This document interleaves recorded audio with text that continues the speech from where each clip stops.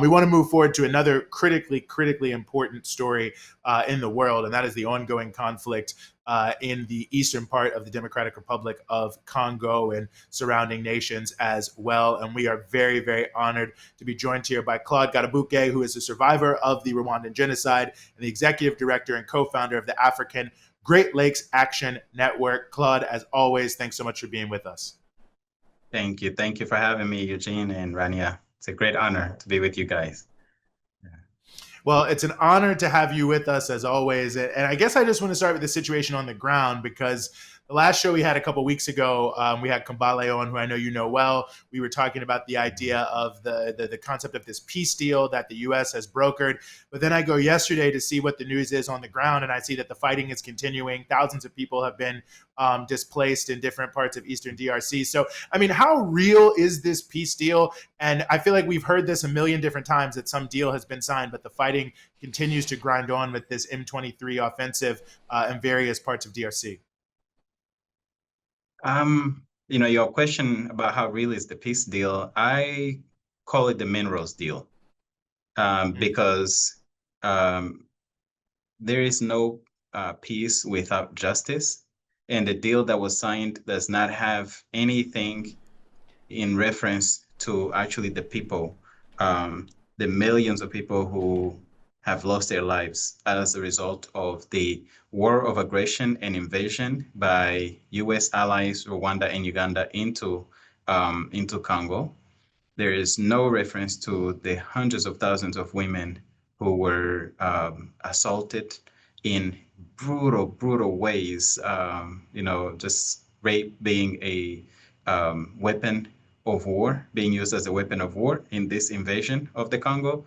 There are no talks of even using U.S. laws. The U.S. has a number of laws that can be used to hold the belligerents, especially their own allies, accountable. There are laws against the use of child soldiers, which Rwanda and Uganda-backed militias and proxies have used and still are using today in the Congo. There is a law, Public Law 109-456, which has actually a section that talks about what the U.S. can do to folks who are destabilizing the Congo. And so the peace deal to me, and I'm referring it to the peace deal because that's what it's known as, for me it's the minerals deal, is a deal that is similar to if you have a pimp, because there is exploitation in all of this. What is built in is U.S. access to critical minerals found in Congo. It's if you have a pimp and you have two of their workers fighting, or maybe one of them is fighting and they're fighting somebody, another person, and the pimp steps in and goes, you know what, stop it, stop fighting. The issue's not resolved. They're just saying stop fighting because they're using that power to push and say, stop all that fighting. But until there's a real solution to, number one, the question of holding accountable the perpetrators, until the people can actually return to the reason why the atrocities are so horrible is so that if you don't die in the atrocities that are taking place, and you survive, but you are displaced, you never go back to the place because the fabric is torn, by the type of, committing mass rapes in front of children, in front of, of their parents, in front of the children. These are some of the horrific things that are happening. And I have sources actually within the Rwandan military who, some of them are afraid that they may have contracted HIV as a result of taking part in these mass rapes or rescuing the injured who are bleeding and who have taken part in some of these atrocities. There are many groups in the Congo that are committing these atrocities, but Rwandan troops and Ugandan troops have been the most have committed the most egregious, the most horrible atrocities. And today, you're asking about what's going on the ground. Yoweri Museveni, so Rwandan troops are led by Paul Kagame, Rwanda's president. The Ugandan troops are led by Yoweri Museveni, who both have been belligerents in the region since almost, more than 40 years ago, since the early 80s, in Uganda and then in Rwanda and now in Congo for the last 30 years. And you have Museveni's son tweeting out saying that if there is an outbreak of fighting in southern in South Kivu, which is the southern part of Eastern Congo, that they will expand their area of control, which they are in the northern part of Congo. There is a tweet out there by Muhoozi Kainerugaba, who is a general in Uganda's military. He is the heir apparent to Yoweri Museveni. His military is part of the occupying forces of the Congo. And he's saying they will occupy more territory if there is fighting in southern Kivu. And there is, at least according to reports, there's been troop movements in parts of eastern Congo, both in North and South Kivu. You just talked a bit about the various African countries that are involved. You mentioned Rwanda and Uganda and their complicity in this ongoing essential looting of the Congo. But this does often get framed to US audiences or to English speaking audiences as solely an African conflict where Africans are just like killing each other because, that's what happens on the continent of Africa. It's pretty much like that blatant and racist. But I'm curious if you can talk a bit about the role, you mentioned it a little bit earlier, but specifically the role of Western governments and corporations tied to Western governments in sustaining and profiting from all of this killing. I'm so glad you brought that up because it's a total injustice to frame it as an African on African crime, black on black crime, and that it's all just the local players. All the countries involved, especially Rwanda and Uganda, both are two of the poorest countries in the world. They cannot afford the type of weapons that they're using today. They don't have the type of budgets that it takes to wage these protracted wars. So they depend on the support of the U.S. U.S. is the biggest donor to Rwanda. They depend on Western support, military support, training, funding. Paul Kagame was actually trained in the U.S. at Fort Leavenworth as a Ugandan soldier before invading Rwanda and taking over Rwanda. And so, again, as you can understand, the training was actually training a Ugandan soldier who then turned out to be Rwandan, went to invade Rwanda, took over. And so there's training and there's funding. One of the most egregious example is a couple years ago, there was a lot of noise, especially coming from European countries, denouncing the atrocities in Congo, denouncing the invasion of the Congo by Rwanda through its proxy, the M23, or rebranded, Rwandan troops rebranded as M23. And within the same period, the European Union gave Rwanda $20 million for, not for education, not for anything humanitarian, for the military. And they said that this was for Rwandan troops operations in Cabo Delgado in Southern Africa, in Mozambique, as if you give them $20 million, you can trace where all of that money is going. And of course, they were talking out of both sides of their mouths. On one hand, denouncing, and on the other hand, actually, they were doing more than talking out of both sides of their mouths, because they were giving out money that helps this military that's actually committing atrocities. People in Mozambique alone were protesting against Rwandan troops' occupation of Mozambique. And it's there, what these militaries are doing, they're serving as mercenaries of Western powers, the US, the UK, the European Union, France. They have, basically, these are armies for hire. Uganda's military are in the Congo to secure, in parts of Congo, to secure oil for French oil company Total. And then they're also working with multinational companies that are extracting, especially gold, out of Congo. And then Rwanda is occupying areas that are rich in coltan, which are also, they're in cahoots with Western multinationals that are extracting those resources and transporting them through Rwanda. So not only do they provide the mercenaries to go and displace the people and keep control of the area, but they also are providing routes for extraction, for smuggling, for stealing these resources and selling them on the global market. And so that is how the system is set up. You have, for me, I always use this analogy. It's similar to the transatlantic slave trade, where you had human beings being the merchandise.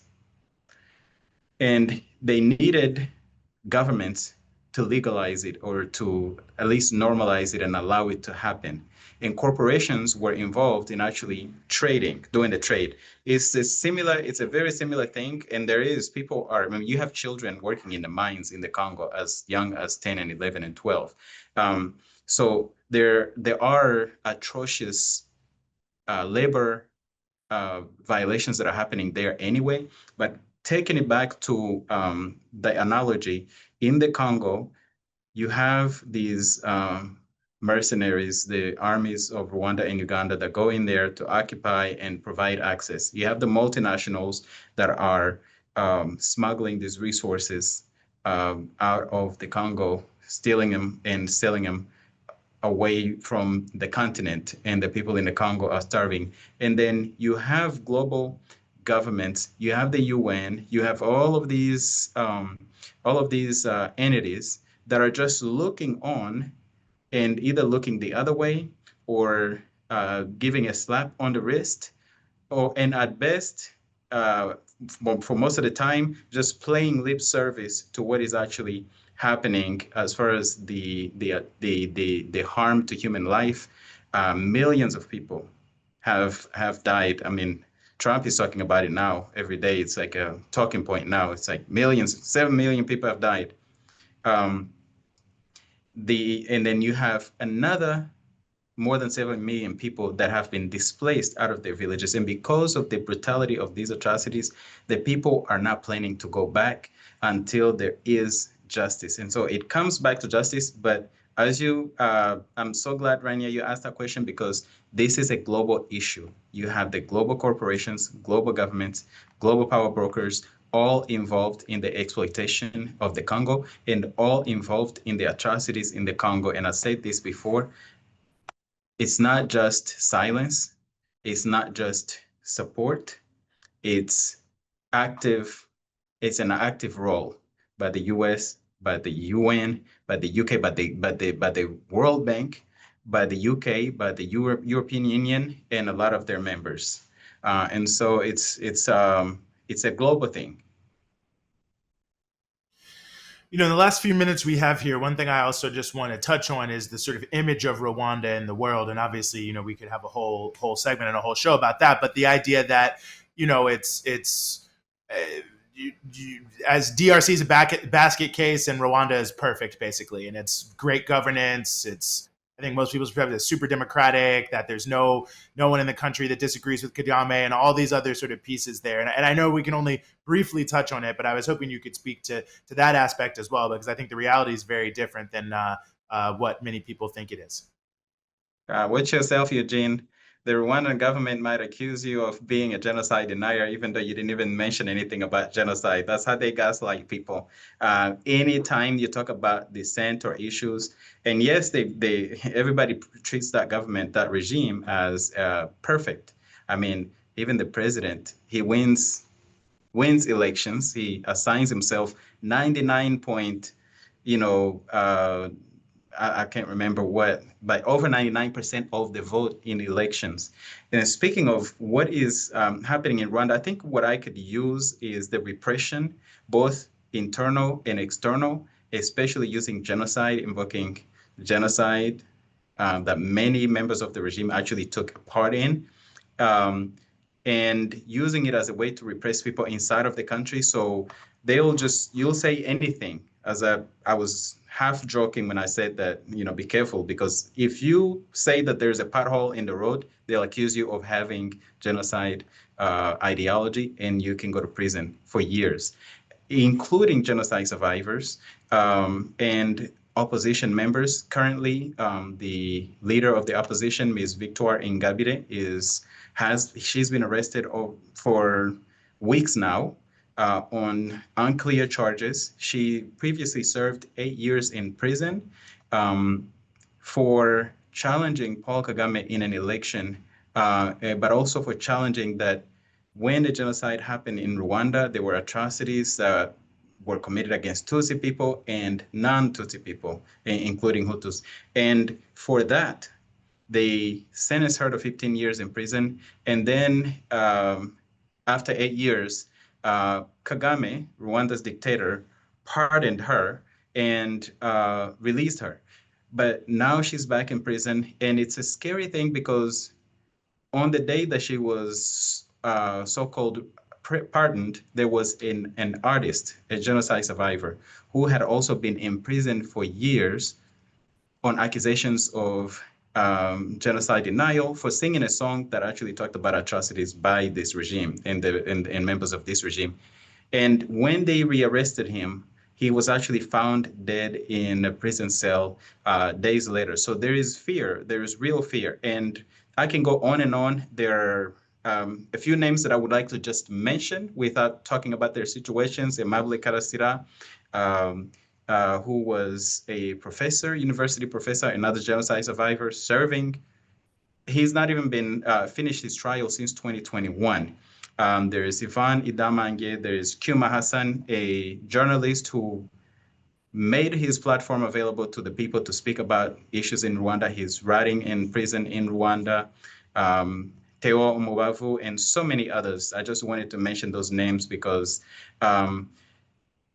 people dying in custody in Rwanda is routine. People coming up missing is routine. I mean, millennials, the millennial generation, there is a study that shows that almost 600,000 of them in the year between 2005 and 2016, there was almost 600,000 of them that came up missing. Like nobody can account for those people, and that's usually either because of dissent or because the government is trying to control the population. And as I said, that's not in the 90s. That's in the 2005 to 2015.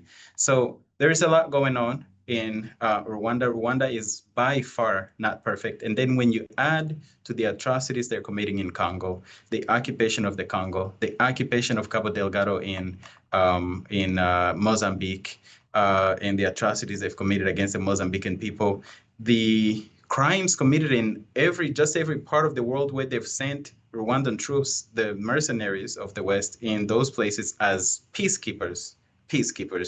In Darfur, there were atrocities by UN troops. In Haiti, where Rwandan troops were previously, there were atrocities by UN troops. In Central African Republic, in Mali. So it's just there is like a trail of tears in all these parts that Rwandan troops find themselves in, but they are sponsored by Western governments. And we, as taxpayers, we're actually paying and sponsoring this type of terror against their own people. What's happening to Victoire Ingabire today, and all those people I mentioned in Rwanda, what's happening in the Congo, and what's happening around the world as a result of this military being sponsored, supported, funded by our tax dollars.